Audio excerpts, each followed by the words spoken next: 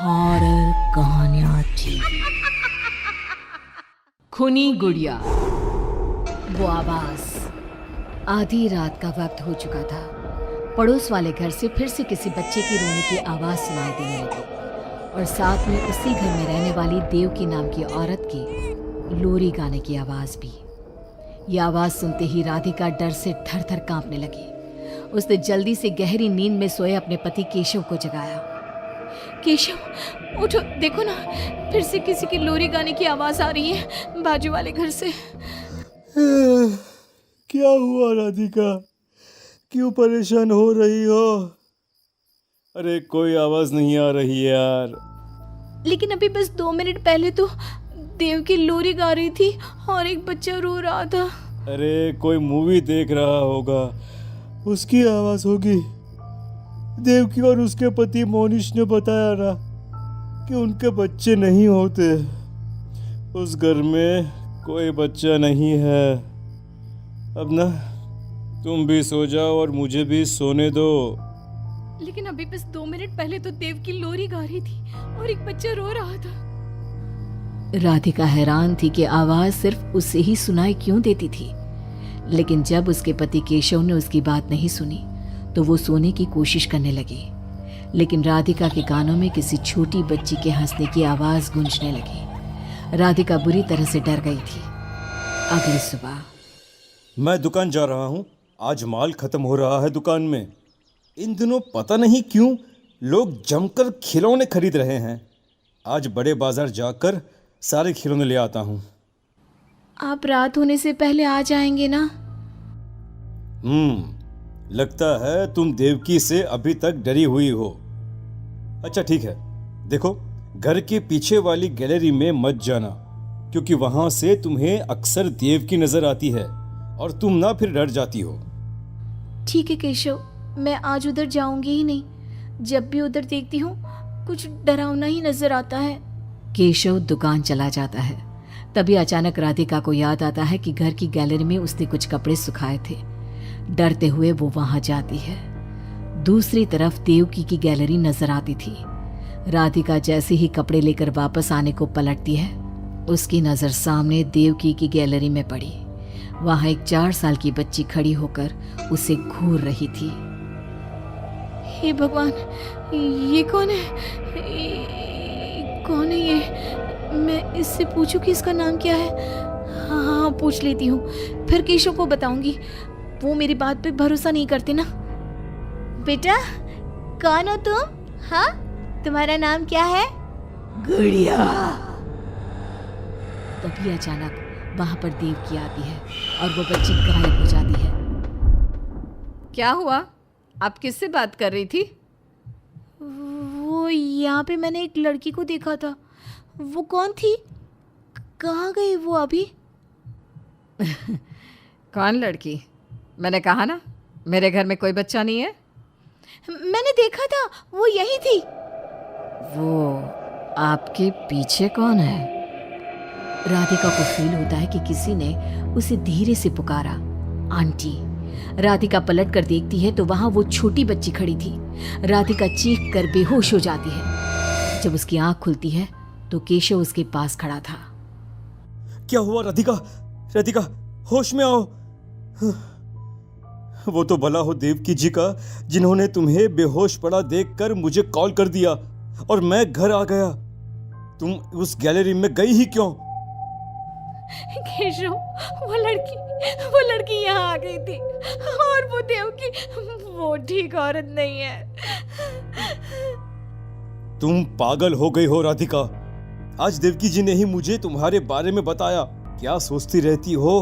अरे कोई नहीं है उस घर में। अगले दिन केशव के दुकान जाते वक्त, मैं भी आज आपके साथ चलूंगी। अच्छा ओके ठीक है, चलो चलो। दुकान पर पहुंचकर, वाह केशव, कितने सारे नए खिलौने। और ये इस पैकेट में क्या है? अरे एक बड़े साइज की डॉल है, मार्केट में नहीं आई है।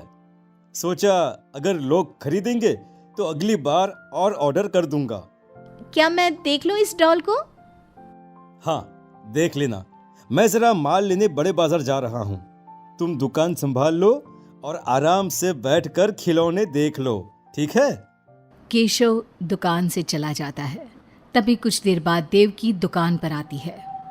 कैसी हो तुम? तुम यहाँ क्या लेने आई हो? गुड़िया। गुड़िया? मेरा मतलब तुम गुड़िया का क्या करोगी? तुम्हारे घर में तो बच्चे। तुम मुझे गुड़िया दिखाओ, बस बड़ी वाली गुड़िया। राधिका घबराते हुए बड़ी डॉल का पैकेट खोलती है। बिल्कुल ऐसी ही डॉल चाहिए। आज वो खुश हो जाएगी इसे देखकर। कौन कौन खुश हो जाएगी? देवकी अजीब नजरों से राधिका को देखती है और बिना कुछ कहे पैसे देकर चली जाती है। उसके जाने के बाद राधिका शॉप के अंडरग्राउंड में नए टॉयज का मॉल चेक करने जाती है। वहां बच्चों का एक झूला था। राधिका ने देखा कि वो झूला हिल रहा था, जैसे अभी अभी कोई वहां से उतरा हो। राधिका को किसी छोटे बच्चे की आवाज आती है। कौन है वहां? वही छोटी लड़की जो देविका के घर दिखी थी राधिका के सामने आ जाती है। आंटी, मुझे गुड़िया चाहिए, वो बड़ी वाली। मेरे पास कोई गुड़िया उड़िया नहीं है। बड़ी गुड़िया चाहिए, मुझे दे दो, नहीं तो मैं ये सारे खिलौने जिंदा कर दूंगी और फिर वो आपको मार डालेंगे। कौन हो तुम? मैंने कहा ना नहीं है मेरे पास बड़ी गुड़िया। अभी तो थी ना, कहाँ गई? वो देवकी ले गई अपने साथ। अभी जाओ और मेरी गुड़िया लेकर आओ, बर्रा। उस छोटी लड़की के नाखून बड़े हो जाते हैं और पैर उल्टे। वो बहुत ही खौफनाक दिखने लगती है। नहीं देखो, मैं अभी जाकर तुम्हारी गुड़िया लाती हूँ। तुम यहीं रुको। नहीं, मैं तुम्हारे साथ चलूंगी, कहीं तुम भाग गई तो। राधिका शॉप से निकलकर तेज स्पीड में सड़क पे चलने लगती है। उसने पलट के देखा तो वो लड़की साए की तरह उसका पीछा कर रही थी। राधिका देवकी के घर पहुंचती है। दरवाजा खुला था। राधिका अंदर गई, वहां कोई नजर नहीं आया, बस सामने वो गुड़िया रखी थी। राधिका चुपचाप गुड़िया को उठा के वहां से आने लगती है। पीछे से आवाज आती है। रुको, ये क्या कर रही हो? मेरी गुड़िया कहाँ ले जा रही हो? देखो देवकी, ये गुड़िया मुझे ले जाने दो, वरना वो लड़की। ओह, तो उसने तुम्हें डराया। उसे तो मैं बुलाती हूँ। गुड़िया, जरा यहाँ आना बेटा।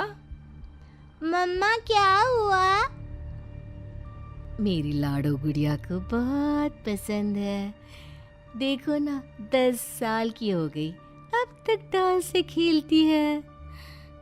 ये तो वही लड़की है, और ये 10 साल की नहीं 5 साल की है। हाँ, लेकिन जब उस कार एक्सीडेंट में मर गई तब 5 की थी, अब तो 10 की हो गई है ना। मतलब ये मेरी बेटी है और मरने के बाद भी मेरे साथ है। इसे ना लोरी सुन के ही नींद आती है और डॉल्स इसे बहुत पसंद है। राधिका बुरी तरह से घबरा के भागती है।